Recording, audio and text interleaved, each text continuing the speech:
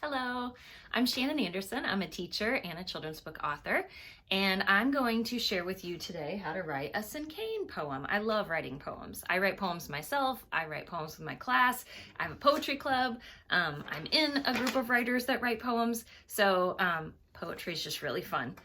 I want to show you, I always think of a Cinquain poem kind of like the shape of a pine tree, because the way you would write it, so like the recipe for a Cinquain poem, is to have one word, and then two words, and then three words, and then four words, and then back down to one word. So do you see how it's kind of shaped like a pine tree, and then the one word makes it back down to a little trunk? That's what I always think. So anyway, so this is the form that your poem's going to follow. But instead of just inserting some words, willy-nilly, we're going to actually think about our words so that we can come up with the best, most creative, interesting way to put our words into the poem to make it kind of a work of art. So I want to show you an example of a fourth grade student that wrote a Cinquain poem and just talk you through what the formula is. So that one word at the top is the title. So once you have your topic for your poem, then you also have your title taken care of. So dog is what they put. And then the next two words, the two-word line is two adjectives describing that. So dog, and then we have lazy, playful. And then the third line has three words, and those are three verbs, and they most usually end in ing. So they put slobbering, yelping, barking. And then your fourth line is a four-word phrase. It doesn't even have to be a complete sentence. Just what do you want to say about that topic, the thing that you chose to write about? And so this person said, a friend for life. And then the last word is supposed to be something that reminds you of the first word. So it can be an exact synonym, or it can be another word for that word. So puppy is, the baby form of a dog. Or you could use perro if you want to use Spanish. So there are just different ways that you can do this. Let me show you one more example. I love this one. This one's by a fifth grade student, and they did lion, furious, muscular, roaring, approaching, hunting, snuggling with their cubs, beast. So what I love about this, well, there's a lot I love about this, but one of the things is it starts out and there's just this big contrast, because it starts out as this scary beast. He's furious, he's muscular, he's roaring and approaching and hunting, but then there's the soft side and the sweet side of a lion, so snuggling with their cubs. And then it brings you back to, but it's a beast, so beware. So I love that, but I also, I just love that they took the time to find just the right words. They didn't put just the first words that came to them. Now, I lied, I'm gonna show you one more example. This one's also by a fifth grader, and this one's called Sharks. So it says, rough, sneaky, lurking, lunging, devouring, sleek and scary creatures, predator. Now, the thing about this one, the reason I wanted to share this last example is because there's a lot of alliteration in here. So they really thought about their word choices. So lurking, lunging, the ol, so you've got some alliteration there. And sleek and scary is also alliterated. So that's just kind of a cool thing that you can try to add to your Cinquain when you're doing yours.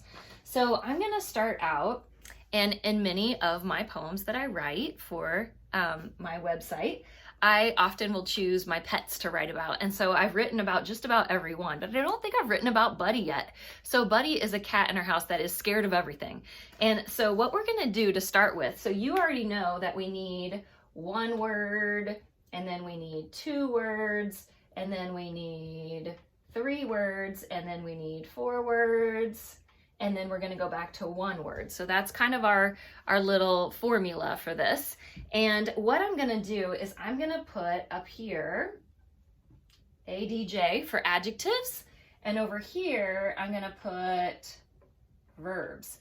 And this is going to be like my little brainstorming that I do, because I'm going to need to have some adjectives for the second line. I'm going to need some good verbs for the third line. And then for the fourth line, I might try to choose some of those words I haven't used yet when I come up with my phrase.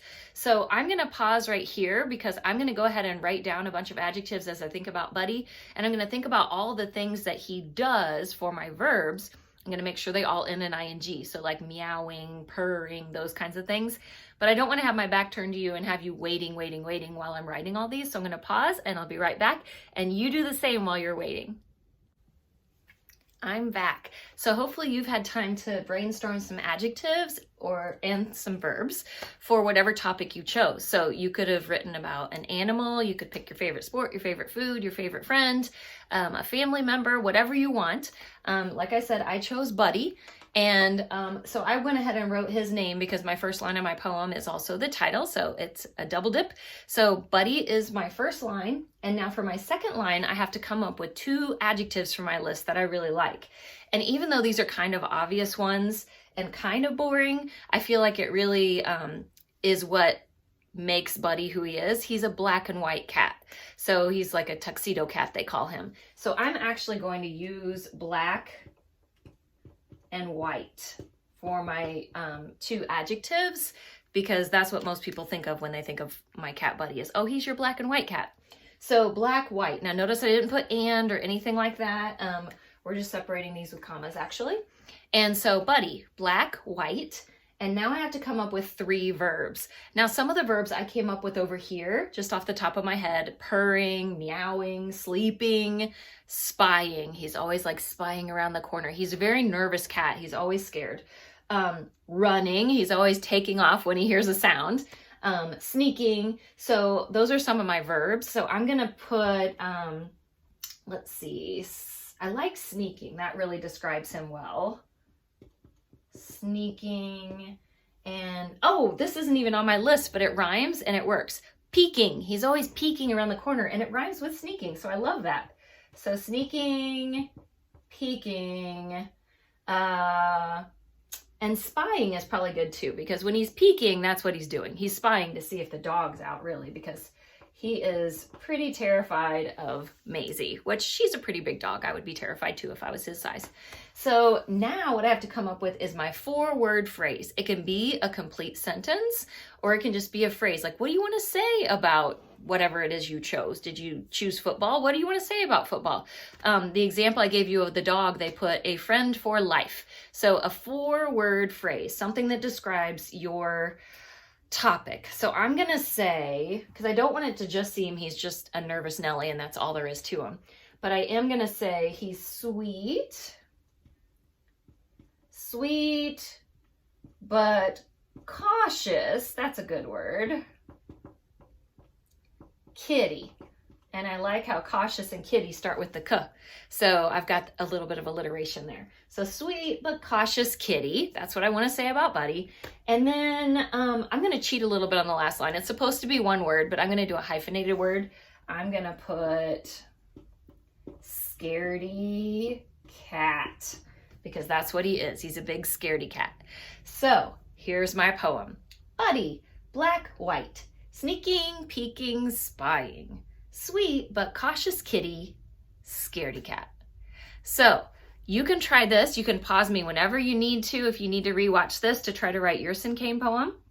And so just remember, 1 word, 2 words, 3 words, 4 words, back down to 1. And if you can be creative, don't just put the first words that come to your mind and just start filling out the lines. Really think about it. Brainstorm a list of adjectives, brainstorm a list of verbs, and that will help you to pick the best ones and the best combinations to make it the most interesting and fun to read.